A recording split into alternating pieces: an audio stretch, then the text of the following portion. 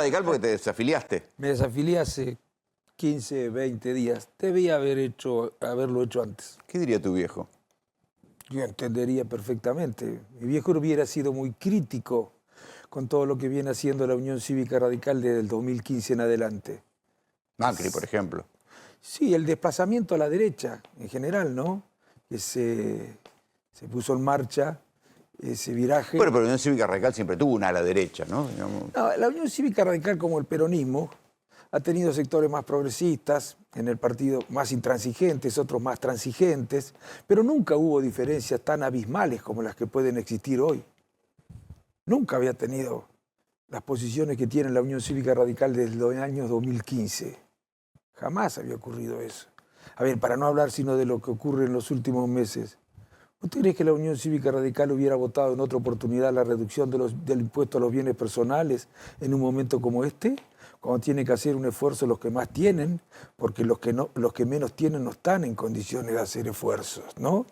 Bueno, no hubiera podido hacer eso nunca la Unión Cívica Radical. O para decirte otra cosa, ¿vos te crees que la Unión Cívica Radical se hubiera negado a tratar un DNU que es el DNU más inconstitucional de todos los DNU que han existido en la Argentina, como el 7023? ¿Vos creés que la Unión Cívica Radical podía haber votado el RIGI si hubiera sido la Unión Cívica Radical? Ni los sectores más transigentes, digamos, hubieran votado eso, jamás. Pero parece que hay una parte de los radicales que privilegia el antiperonismo. No votar con el peronismo. Eso, sin duda fue eso. Sin duda, pero nosotros somos anteriores al peronismo. Si nos vamos a definir por la negativa, no somos peronistas, ¿qué somos? ¿Podremos decirle además que somos a la gente? Nunca lo dijo el partido desde el 2015, sí, nos convertimos en un partido que expresa las ideas de la derecha, que son respetables pero no son radicales. Y lo vienen haciendo desde el 2015. Y bueno, las consecuencias están a la vista, ¿no? Las consecuencias están a la vista. Si la Unión Cívica Radical hubiera cumplido otro rol, si hubiera defendido su identidad, si hubiera defendido y representado a los sectores que tiene que representar, a la clase media, a la clase trabajadora, a las pymes, a los jubilados, seguramente podría haber evitado que se tomaran decisiones que perjudicaron a estos sectores durante el gobierno de Macri y podría haber evitado ahora que se tomaran decisiones que también han perjudicado mucho a los sectores a los que tiene que representar la Unión Cívica Radical. Es cierto que algunos no votaron, pero que el partido no diga nada frente a otros que sí votaron, o que diga, bueno, somos un partido horizontal, democrático. Los que colaboraron en el veto a los jubilados, ¿no? Pero por ejemplo, o en el RIGI, o votando porque se quejan a raíz de lo que ha pasado con los jubilados, que este señor Milei haya reducido el impuesto a los bienes personales. Pero sí lo votaron los radicales también. Claro, no todos, pero que el radicalismo, frente al hecho de que algunos radicales voten de esta manera, no haya encontrado solo la siguiente respuesta. Y bueno, somos un partido horizontal, democrático, en el que cada uno vota según lo que cree que es mejor. Eso es mentira. Nunca hubo esas contradicciones hacia adentro de la Unión Cívica Radical. Nunca una mitad votó todo de un lado y la otra mitad de lo contrario. Eso significa que no hay conducción, que el partido dejó de ser un proyecto nacional, en todo caso, en algunos casos un proyecto provincial, en otros un proyecto vecinal y en última instancia un agregado de proyectos personales, sin ideología. Se ha transformado en una maquinaria electoral. Una maquinaria electoral considera más importante hacer una buena elección o ganar una elección que las ideas, que los programas. ¿Te imaginaste que 40 años de democracia iban a desembocar en Milei? No, jamás me lo imaginé. Jamás me lo imaginé. Sí, digo que nosotros tenemos que tener una mirada muy... Algo salió mal. Hay algo que salió mal, muy crítico. Porque las democracias no venían a esto, ¿no? No solamente con relación a los últimos gobiernos. Yo me acuerdo, si a mí me hubieran preguntado en 1983 qué Argentina me imaginaba para el 2024, hubiera respondido cosas muy distintas de las que estoy viviendo. Bueno, ahora no es la culpa de la democracia, no tiene la responsabilidad de la democracia. Hay que tener cuidado con el uso de las palabras. La democracia no gobierna, la democracia no sanciona, rige. La democracia no baja los impuestos a los bienes personales. La democracia no hace blanqueo sin cobrar, sin sancionar o cobrar lo que corresponde. Bueno, la democracia no abre la economía de manera tonta, ni privatiza, ni intenta privatizar a Argentina. Eso, aerolínea, eso lo hace la política. La política es la que tiene que hacerse cargo. Y otros dirigentes también, hay cierta dirigencia también del mundo empresario que debería también hacer una autocrítica respecto a la escasa disposición a hacer un esfuerzo que ha puesto de manifiesto, por ejemplo, en estas circunstancias, ¿no? Actúa con la misma indiferencia. Claro que no son políticos, tienen menos obligaciones, con la misma indiferencia con la que actúa el presidente de la República. Una insensibilidad frente a las consecuencias de las decisiones que toma, una indiferencia frente a los efectos sociales, frente al sufrimiento de vastos sectores de la sociedad, que es realmente patológica, diría yo. Milei está gobernando por DNU. ¿Está en peligro Está gobernando por DNU. la democracia como la conocemos? Mira, yo decía en la campaña, perdóname que lo recuerde, pero me llamaba la atención que nadie hiciera hincapié en esto, ¿no?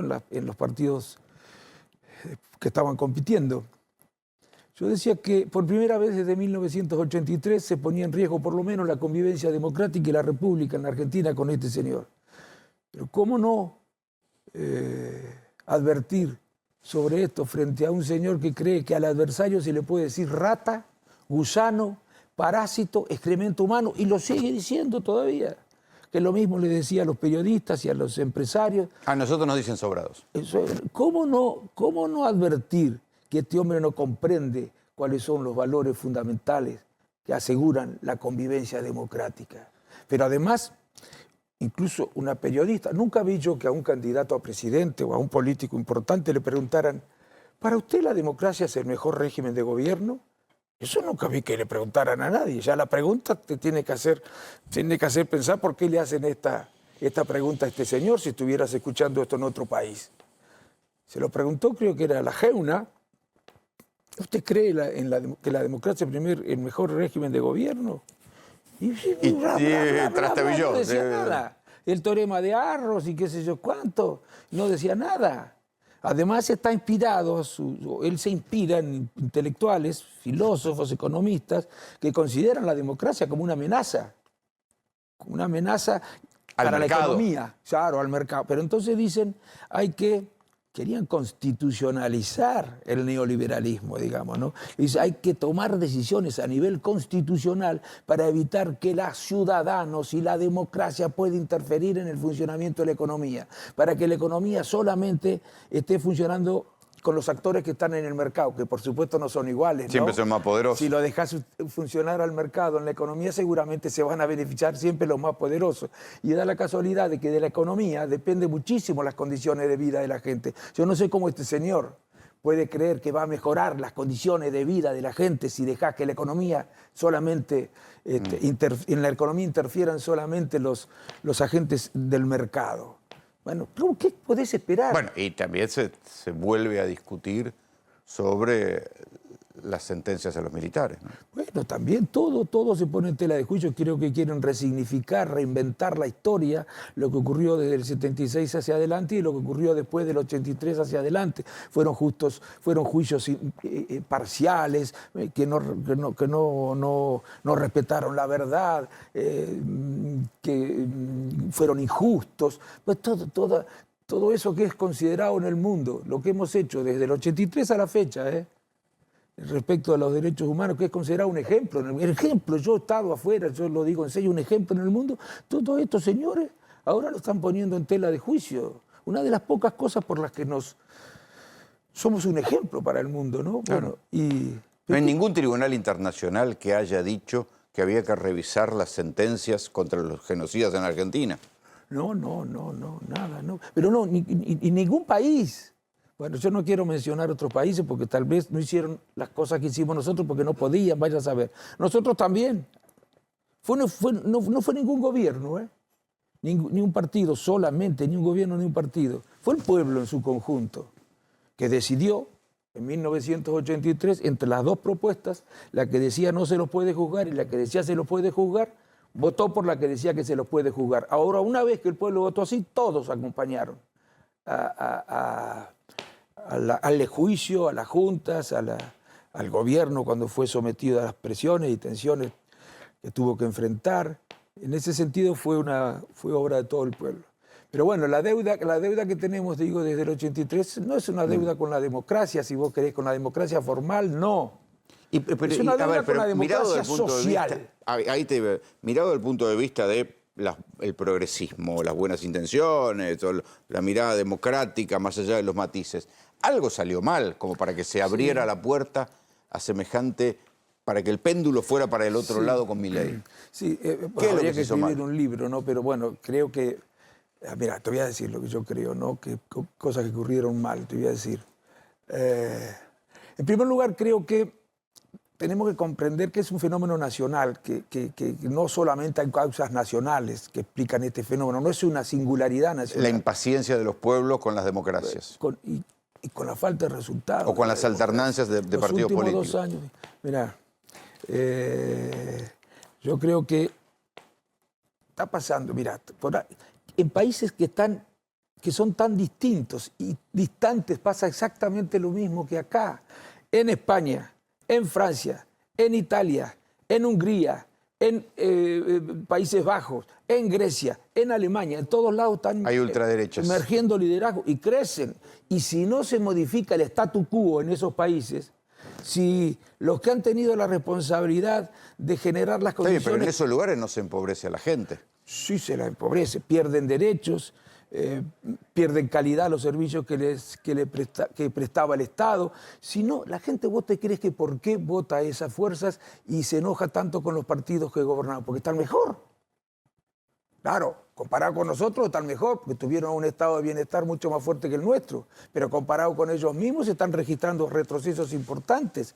Si no, la gente no votaría, estaría muy contenta con los partidos que han venido gobernando. Yo lo que creo es que no van a poder impedir que triunfen en Europa las derechas si hacen, por ejemplo, lo que hicieron en Francia.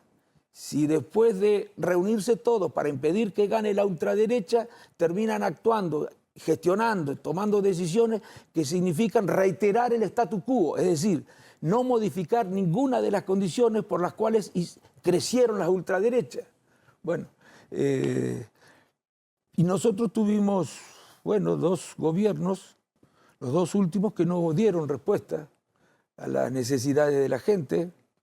Yo no equiparo a los 2 gobiernos, pero bueno, lo cierto es que ninguno de los pero la suma de la pobreza engendrada por Alberto y Macri es menos que la que engendró Milei en 6 meses.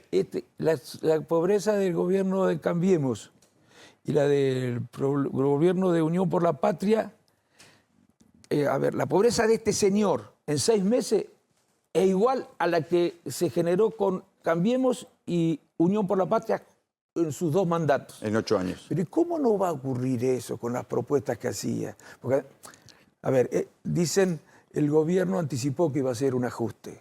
Sí, eso es cierto.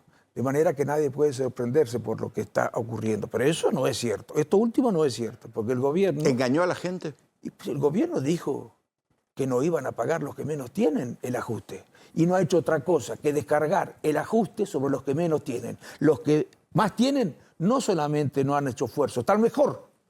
Pagan menos impuestos. Están mejor que antes que asumiera Milei. Bueno, que cambie a los destinatarios del esfuerzo.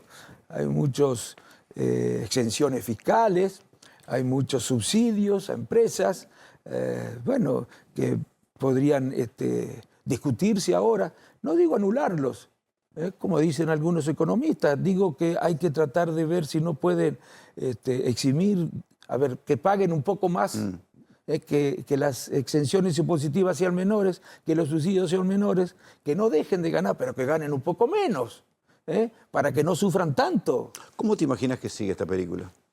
Mira, yo creo que este señor, ojalá me equivoque, pero yo creo que este señor, aunque la sociedad le demuestre, es un negacionista, ¿no? No solamente con los derechos humanos, no quiere reconocer lo que está pasando con la pobreza y con la indigencia, que es atroz, en 6 meses. No va a reconocer, aunque le dijeran, va a seguir insistiendo, es un fanático, un fundamentalista, un dogmático, un mesiánico además, y va a seguir aplicando estas políticas, aunque reciba noticias de que la gente agotó su paciencia y le reclama cambio. Precisamente pero por en las esas calles, características. pero esto Bueno, se va a manifestar como un claro. descontento mayor en las Sí. calles. ¿Y qué pasa? Creo que se va a manifestar. Digo, ¿qué va a pasarle a la marcha universitaria? ¿Va a reprimir? ¿No van a reprimir? Porque digo, si no le han sé. gaseado los jubilados, ¿cómo? Depende de la cantidad de gente que vaya. La otra vez con la ESA no reprimieron, ¿no? Fue masiva, así 1 millón de personas, dicen. Pero digo, él no va a cambiar y van a generarse, como vos decís, problemas sociales muy severos que se van a traducir en problemas políticos. Los problemas muy sociales ya severos. están, hay que ver cómo se traducen en lo político. en fenómenos sociales o ¿Y políticos. qué problemas políticos se Ojalá generan? esto ¿Cómo los aguantara procesa este señor? hasta una elección y ahí se verá Sí, va a cómo se perder las replantea. elecciones, les digo a los que están pensando todavía en las cámaras, a ver cómo tienen que posicionarse, qué tienen que votar. Pero no los votar gobernadores están para ver- apretados por los presupuestos, Sí, si les cortó la plata. Pero pues, están mirando las encuestas, hay que votar pensando, hay que votar según lo que corresponda, según lo que vos crees que corresponda. Y eso puede ser que te convenga o que no te convenga, no importa, vos tenés que votar según lo que corresponde. Bueno, esto es lo que nos han hecho muchísimos en el Congreso, porque vos has visto las decisiones que ha tomado este gobierno, muchas de ellas pasaron por el Congreso. ¿Y cómo puede ser que sean aprobadas si están en minoría? Porque lo vota el PRO, que se ha transformado en una, también ya en partido de ultraderecha, te diría, por lo menos su principal dirigente ha dicho que Milei está haciendo lo que a él le hubiera gustado hacer, porque lo vota parte del radicalismo y una parte muy importante del radicalismo y a veces todo el radicalismo, porque lo vota Hacemos Cambio Federal, por eso logra los números para poder aprobar esa ley. Por eso digo también que nosotros vamos a ir a competir con Libre del Sur y con Forja en la provincia de Buenos Aires, sabiendo que es muy difícil, pero no hay nada que es importante si no es difícil. Y vamos a ir a competir para tratar de lograr meter la mayor cantidad de legisladores. Yo creo que el progresismo tiene que, cada uno por sus colores, presentarse en una elección para asegurar la mayor presencia de legisladores en nacionales progresistas que puedan modificar la correlación de fuerzas que hay hoy en el Congreso. Hoy, la correlación de fuerzas en el Congreso está a favor de la derecha. Tenemos que modificar esa situación y el 2025 es una oportunidad para eso. Y espero que el señor si pierde las elecciones, que creo que las va a perder, comprenda que nadie es dueño de la verdad y que no se puede ser tan insensible. Que la política la economía tiene que estar al servicio del hombre, no el hombre al servicio de la economía. Resolver los problemas así es bastante fácil. No es lo que parece, pero no es lo que parece que lo que vaya a venir. Gracias por venir, Ricardo. No, al contrario. Gracias. Muchas gracias a vos, Rolo.